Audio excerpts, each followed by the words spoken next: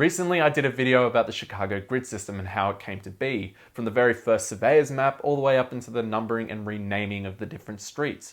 But what I neglected to talk about were the diagonal streets that we have here in Chicago, and Mike, who reached out on Facebook, suggested I should do this video.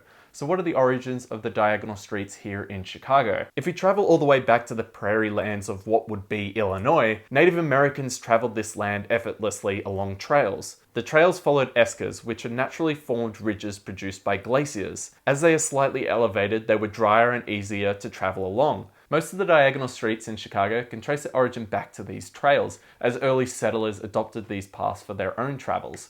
In Chicago, we now have 23 streets, apparently, that run diagonally in part or in their entirety. Notably, Clark, Ridge, Lincoln, Claiborne, and Elston can all trace their origins back to Indian trails. Lincoln Avenue was a trail to Little Fort in Waukegan, and Clark Street was a trail to Green Bay. Multiple trails led to similar destinations. If one trail became impassable due to the weather or a tree falling or another obstacle, the Native Americans could switch to another. Milwaukee Avenue was only part Indian Trail. The rest was created by settlers around the 1850s. During this time, many roads were constructed. The material of choice? Wooden planks. Milwaukee Avenue was originally the northwestern plank road to Wheeling.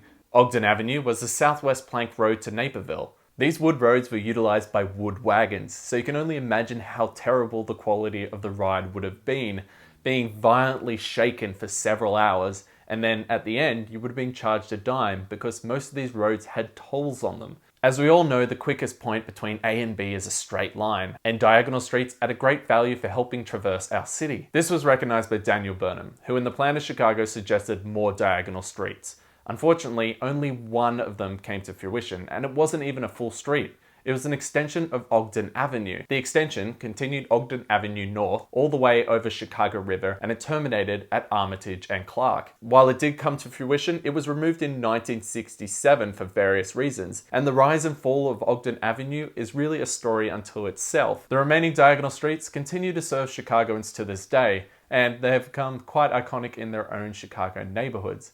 If you'd like to suggest your own story, you can do so via the links below. Don't forget to like and subscribe to the channel, it helps me out a lot, and I'll see you again in 3 days' time.